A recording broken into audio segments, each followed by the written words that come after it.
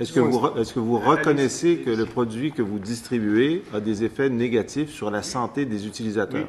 Oui, vous le reconnaissez. Il y a des risques avec utiliser les produits de tabac. Pardon? Il y a des risques quand on utilise les produits de tabac. D'accord. Il n'y a personne qui dispute ces faits. Bon. Alors donc, vous êtes d'accord pour dire que les utilisateurs de votre produit savent maintenant, parce qu'il y a des avertissements sur les produits mis par Santé Canada, que l'utilisation du produit peut avoir des risques pour leur santé, à la fois des risques pulmonaires, des risques pour la mâchoire, et que ce n'est pas un bon substitut pour la cigarette. Vous êtes d'accord avec ça? Selon la Santé Canada, c'est vrai. D'accord. Alors, si le projet de loi fait en sorte de réduire les arômes, parce que le projet de loi n'interdit pas votre produit. Le projet de loi, s'il est adopté, va faire en sorte que les arômes, donc le menthol et thé des bois, qui sont vos deux principaux arômes depuis des années, et quelques autres, donc vous pensez que ça va réduire la consommation de votre produit, si le projet de loi est adopté? Je crois que oui. Je crois que les adultes ont leurs préférences dans les différents goûts de nos produits.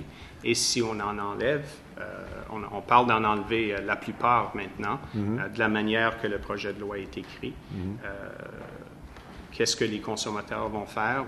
Je ne le sais pas exactement. Mais... Vous n'avez pas de prédiction sur la réduction de la consommation qui découlerait de l'application du projet de loi tel que rédigé? Vraiment, je ne sais pas. Je ne peux pas prédire qu'est-ce que les consommateurs vont faire. Okay. Est-ce qu'ils vont adopter la cigarette conventionnelle, traditionnelle? C'est possible. Je ne le sais pas. Okay. En ce moment, quelle est la proportion de vos produits qui sont vendus, qui sont aromatisés? Au Québec, je dirais...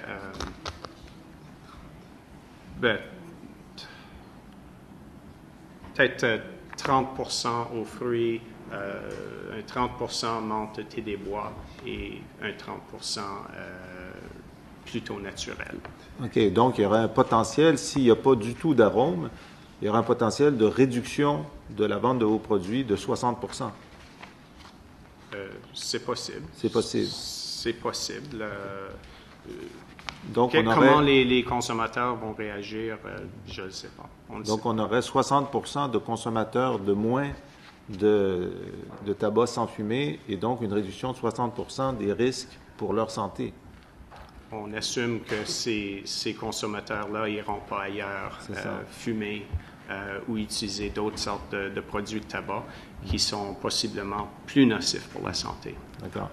Alors, c'est pas impossible, effectivement, qu'ils se replient sur autre chose, mais puisque le projet de loi abolit les arômes sur l'ensemble des produits de tabac, si c'était l'arôme qui les intéressait, c'est-à-dire le menthol, ils n'ont nulle part où aller.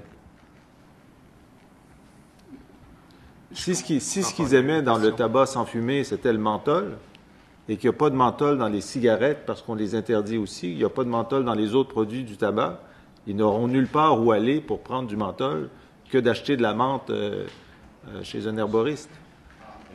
C'est vraiment une différente sorte de produit. Alors on dit, si on élimine le menthol dans la cigarette, les gens vont venir vers le tabac sans fumée à la menthol? C'est ce que vous... Non, ce que je dis, c'est que si on interdit le tabac sans fumée au menthol et qu'on interdit les cigarettes au menthol, les gens qui aimaient l'idée du menthol, vos consommateurs, ils ne pourront pas aller à un autre tabac. Ils vont peut-être prendre du thé au menthol, finalement, si c'est vraiment le menthol qui les intéresse. Je ne sais pas je ne peux pas prédire ce que les consommateurs vont faire quand on va leur enlever leur tabac. Est-ce qu'ils vont aller à une autre sorte de tabac ou possiblement se le procurer à l'extérieur du réseau légal? C'est aussi possible. Okay. Mais il est raisonnable de penser que, toute chose étant égale par ailleurs, l'interdiction des arômes va avoir un impact de réduction de la consommation. Il va y avoir du déplacement de consommation, mais il est certain qu'il va y avoir une réduction de consommation. Il pourrait y avoir une réduction encore. Je ne peux pas prédire ce qui va arriver avec...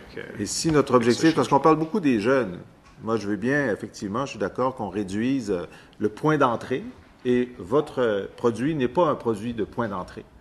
Je veux dire, on a vu les joueurs de baseball cracher constamment, etc., ça n'a pas l'air à prendre chez les jeunes de cette génération-ci. Ça a été le cas peut-être dans le passé. Votre produit n'est pas un produit de point d'entrée pour les jeunes, mais c'est un produit parmi d'autres qui fait en sorte, qui fait partie de la prévalence du tabac et donc des impacts négatifs du tabac sur la santé. Et si notre objectif général, c'est de réduire la prévalence de l'ensemble de la consommation du tabac et que la mesure proposée, donc l'abolition des arômes, a cet impact-là de réduire l'utilisation de votre produit et des autres, donc on a atteint notre objectif de réduire l'utilisation du tabac dans le public.